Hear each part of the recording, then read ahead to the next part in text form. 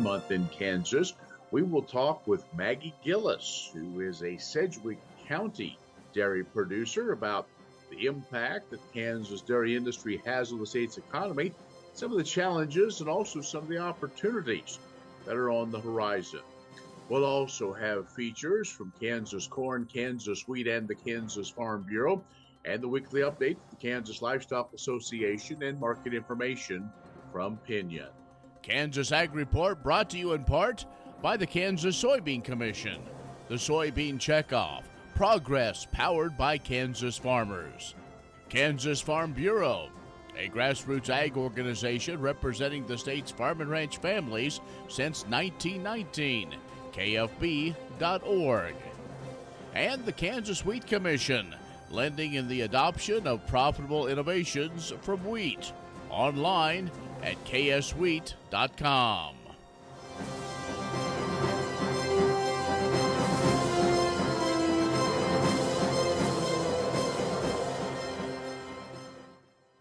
In agriculture information, strong labor markets and consumer spending continue to propel the U.S. economy in the first quarter. However, employment and personal consumption data shows these factors are returning to more typical levels. U.S. consumers are becoming more selective, pulling back on some goods and purchasing and direct discretionary spending that has characterized the last several years.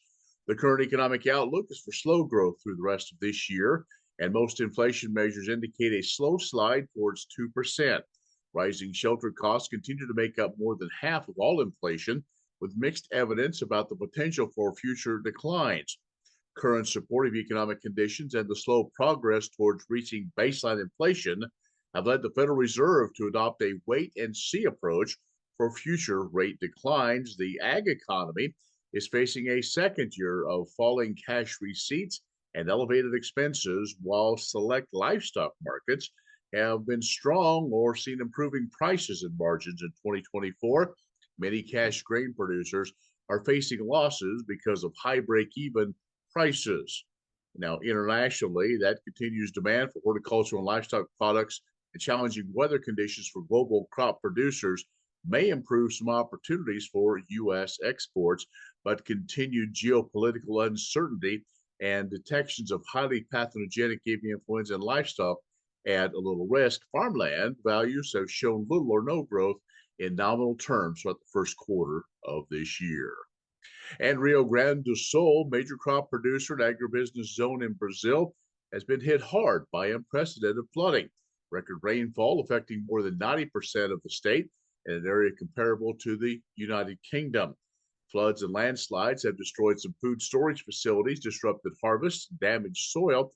The National Confederation of Municipalities estimated that losses exceeding some $600 million in the agricultural and livestock sectors of Rio Grande do Sul. State Ag Department reports at least 48,000 producers, about 8 million acres, were affected by the May flooding, which began in the summer crop season as it was ending. Another report says 144 storage facilities were directly affected in Rio Grande do Sul, impacting more than 1.1 million tons of grain. Flooding led to an estimated loss of 2.71 million tons of soybeans. That's about 100 million bushel equivalency. So that's our ag news. We'll talk Kansas dairy when we return on the Kansas Ag Report. The Kansas Ag Report brought to you in part by Kansas Grain Sorghum. Growers working together. Learn more at ksgrainsorghum.org.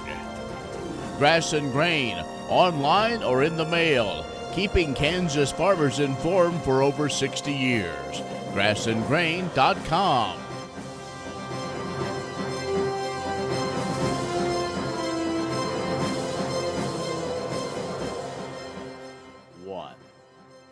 Well, June is Dairy Month in Kansas, and we're going to spend some time talking and celebrating that fact. Maggie Gilles, who is a producer from Sedgwick County and is a member of the Kansas Dairy Commission, joins us. Maggie, thanks for getting out of the barn, if you will. Yeah, thanks so much for having me, Ken. It's a pleasure to be here. Absolutely. Let's talk about not only June is Dairy Month, but really Kansas is continuing to be one of the up and coming leaders in the industry. Yeah, absolutely.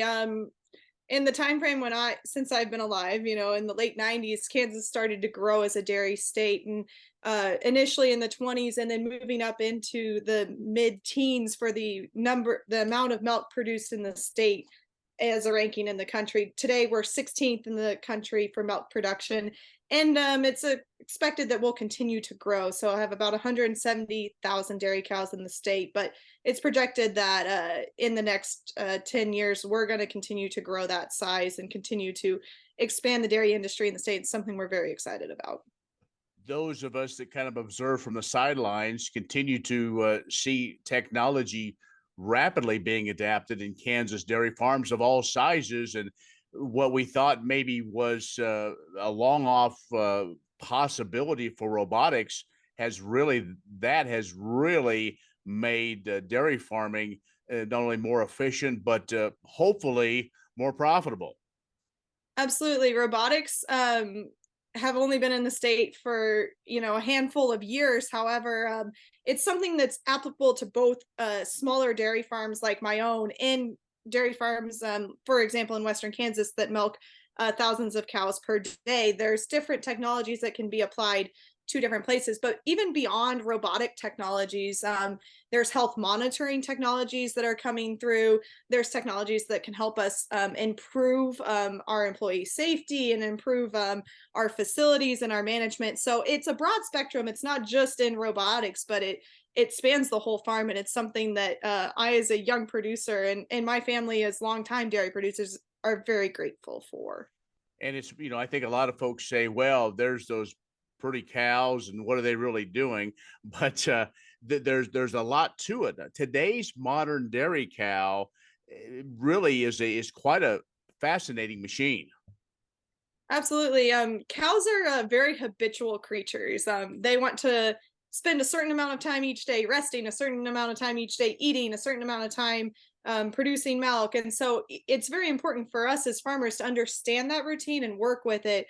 So a cow spends 14 to 16 hours per day laying down. So being able to improve her cow comfort in the form of good bedding, this week it's supposed to be over 100 degrees, cow cooling mechanisms, sprinklers, fans, all of those things have been really important additions to our dairy farm, and things that we continue to research and study as an industry, and something that Kansas State University has helped us continue to study and learn about for the past 2 decades now. Maggie Gilles, who is a dairy producer from Sedgwick County, is joining us as June is Dairy Month in Kansas.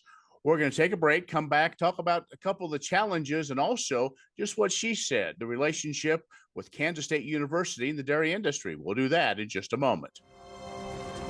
Kansas Ag Report brought to you in part by the Kansas Livestock Association, supporting members' business interests and meeting consumer demands. KLA.org. Oldie Seed Farms, carrying soil-specific seed. Find them on the web at oldieseed.com. That's OHLDE seed.com. And Kansas Corn, building the future at kansascorn.com.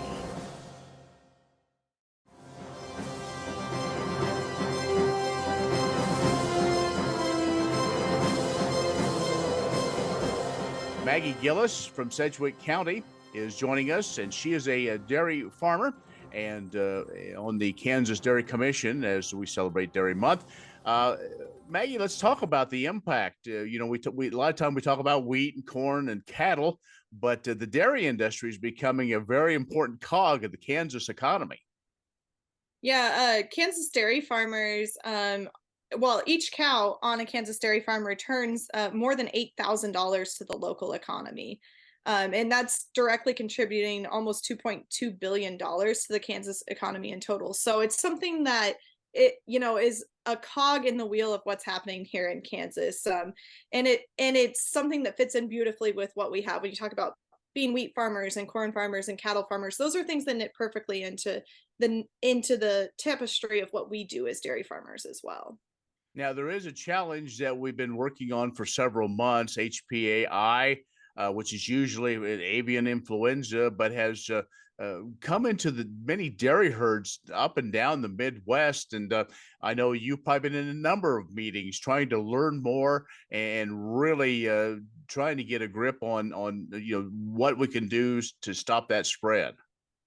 Yeah, in early March, the first case of HPAI was detected in a dairy cow, something that had not happened previously, as a contamination from, we think, another species, but something we're still learning a lot about. And from there, it's been a journey.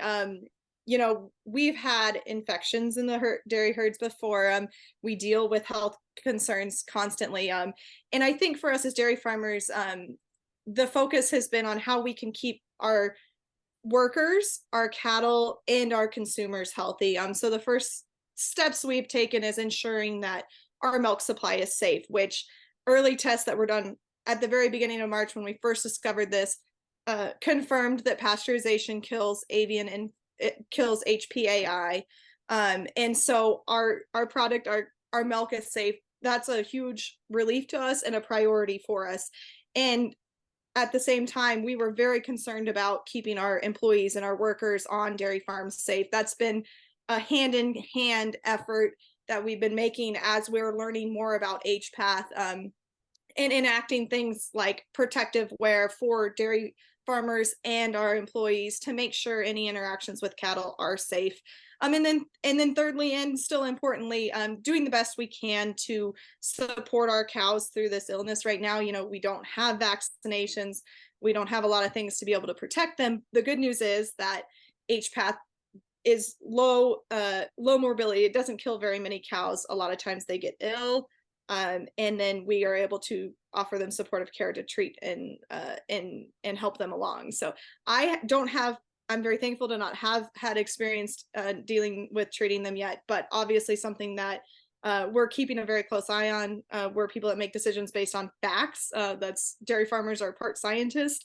And so we're doing our best to just keep on top of what we know. There's research trials going on and additional work. But what we care about and what we really know is that for everything that we understand, the product of milk is safe, and we're doing the best we can to protect our cows and our people.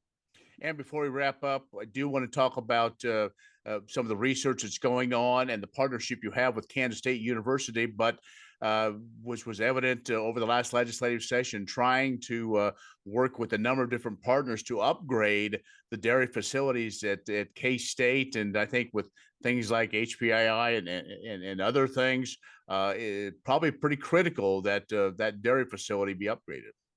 Yeah, dairy has always puts this great emphasis on research and development. And I think it's been obvious from what I've talked about how important the science side of it is to me as a dairy farmer and to many of my cohorts. And during that time, in my whole life and several decades before, Kansas State's been a huge resource to us as dairy farmers as we help make our cows more comfortable, as we learn more about disease transmission, as we improve reproduction in our herds. And the important thing to realize is that it's not just Kansas dairy farmers that have benefited from this. Kansas State is one of the only dairy farms in the High Plains region of the United States, and we regionally serve a contingent of dairy farmers across the whole middle of the country with information that can be used to help us be better dairy farmers. So I'll admit I'm a K-State alum. I'll admit this is close to my heart.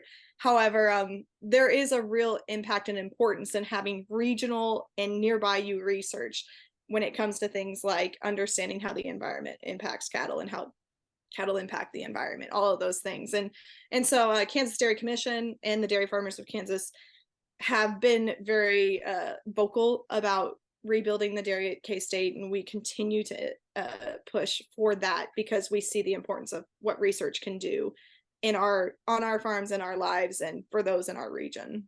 Okay, Maggie, again, thanks. We celebrate the Kansas dairy industry. June is Dairy Month. By the way, July, Ice Cream Month, so we can celebrate even a while longer. So as you enjoy your breakfast or your lunch or even the dinner, always have a good old cold glass of milk. Nothing better. So thanks so much. I know you've got a busy day. Every day is busy on the farm, so thanks for spending some time with us. Thanks, Ken. Have a good one. Thank you. Maggie Gilles, who is a Sedgwick County producer, a Kansas dairy farmer, has joined us. We'll have more coming up in just a moment. Stay with us. Anything I can help you locate today?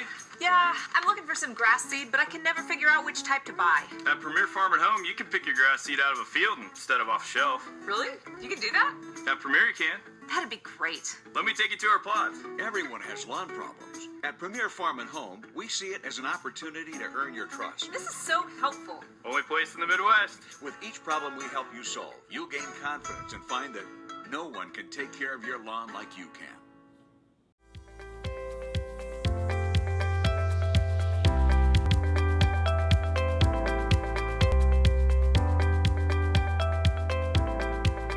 Hi, my name is Rachel and I'm an agronomist at K-State, and today we're going to talk about critical growth stages of corn.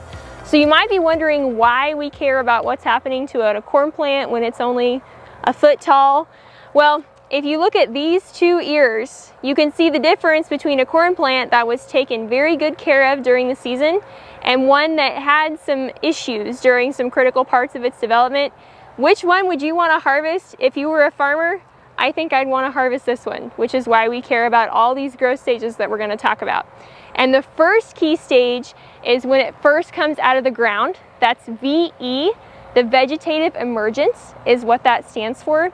Basically, that's when that corn plant first pops out of the ground, and that's when its life starts. So at that point, we want all of the corn plants to be coming up out of the ground at the same time, because if they don't come out of the ground at the same time, some of them are older or younger, which means that during pollination, which we'll talk about in a minute, but they wouldn't be pollinating at the same time, which means you may not have enough pollen to fill those ears. When we get to V5, like this plant here, this is a V5 plant, and V5 is important because during this time, the stem in corn first comes above the ground, which is kind of strange to think about. But this plant, as a V5 plant, everything you see here is all leaves. The stem is very, very small. At V5 is when that stem starts to have its growth spurt, and the stem actually starts growing above the ground. This is important because once that stem comes above the ground, anything that damages this plant can do permanent damage to that plant when we start looking at ear development. So that's really, really important. If we come over here, we can see some other stages of corn that we're going to be looking at. This plant is V12, which, if you'll recall, means it has 12 collared leaves. At this point, the ears are really starting to develop inside of this plant. We can't see them yet, but it's already determining how many kernels are going to be on each of those ears. Between V5 and V12, nitrogen fertilizer is something that's really important. The plant starts growing a lot, and these green leaves, there's a lot of nitrogen that's in these leaves, which means fertilizer is really important during this time. After plants get to be about this big, weeds aren't as much of a concern because the leaves start taking up more of the light, which means less of it can reach the ground, and weeds aren't as competitive at that point. So this plant will continue growing until we see a tassel popping out the top and silks coming out of our ears. When we see silks coming out of our ears, we know that we've reached R1, reproductive 1, the first stage of the reproductive cycle. We can see on this tassel, actually, we have some anthers that have popped out of this corn tassel and are dropping pollen. So what happens is this pollen lands on the ear, pollination, and then it fertilizes. But if we look at these silks, if you could be here and touch these corn silks with me, you would feel that they are very moist. There's a lot of water in these corn silks. They're over 90% water, actually. So if this plant is stressed and doesn't have enough water during R1, those silks will dry out and they won't be able to do their job. So that's why at R1, farmers, if they can irrigate, might put water on, because that will help make sure that our ears have enough water to do their job effectively. And if you'll remember that ear we had before, those two ears, looking at all these different stages, we know that each of them is important because it impacts what the farmer sees at the end of the season. Grain sorghum is one of the most important cereal crops worldwide, and Kansas leads the nation in its production. Over the years, sorghum has been either exported, used in animal feed domestically, or for other industrial uses. Recently, its use in the ethanol market has seen tremendous growth, with 30% of domestic sorghum typically going to ethanol production. Kansas Grain Sorghum is committed to sorghum research, market development, and education. Learn more at ksgrainsorghum.org.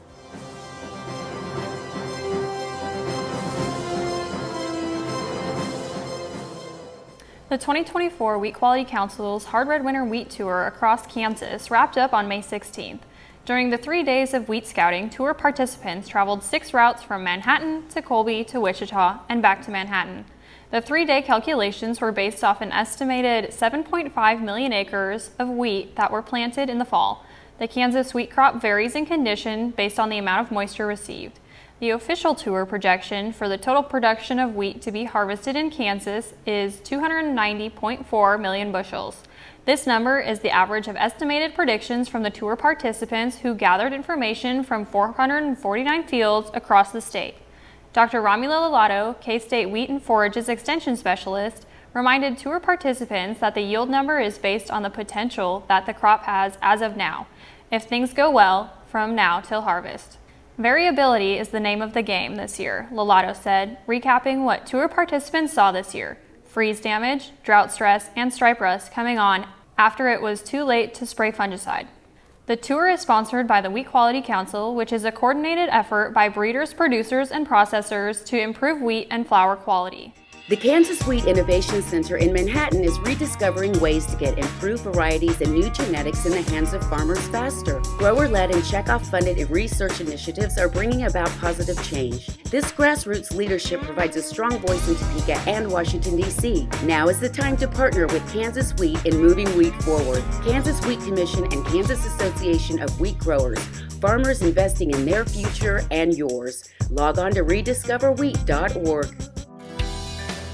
The Kansas Farm Bureau Excellence in Agriculture Award Program recognizes young farmers and ranchers who actively contribute and grow through their involvement in Farm Bureau and agriculture. Krista Milton from Stafford County will represent Kansas at the American Farm Bureau Federation Annual Convention in January. Krista grew up working on the family farm, which helped develop her passion for agriculture. She received an agronomy degree from Fort Hays State University, then a master's in agriculture business from K-State. She now works as an agronomist for a local co-op, helps on the family farm, and has purchased her own land and cattle. Krista is a member of the Stafford County Farm Bureau Board, and she enjoys challenging herself to grow, having been a member of Leadership KFB and the Carl program. What if U.S. soybean meal were more than a commodity? If seed companies and the soybean checkoff built a better variety? That future is here. The time is now. To meet end-user demands, the Soybean Checkoff is investing in the compositional quality of soybeans, including meal. A message from the Kansas Soybean Commission, the Soybean Checkoff, progress powered by Kansas farmers.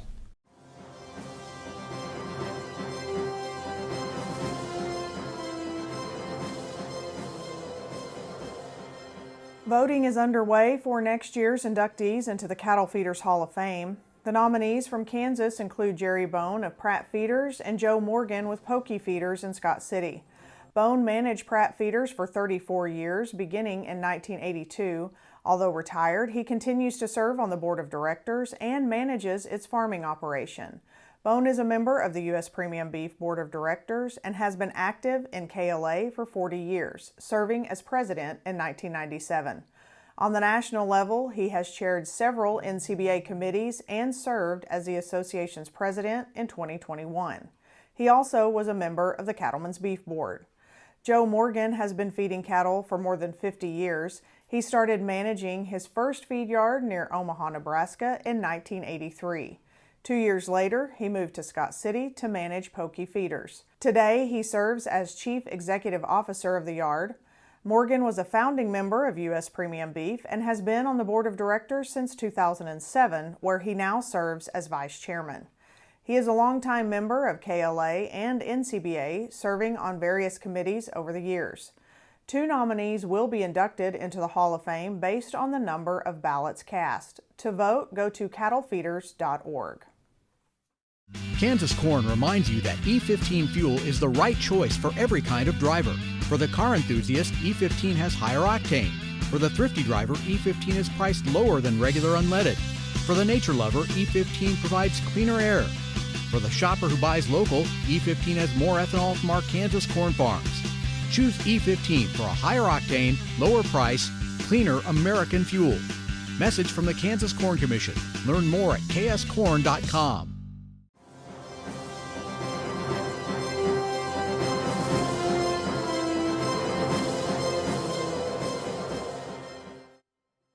Good morning. This is Jacob Herzog with Pinion Risk Management.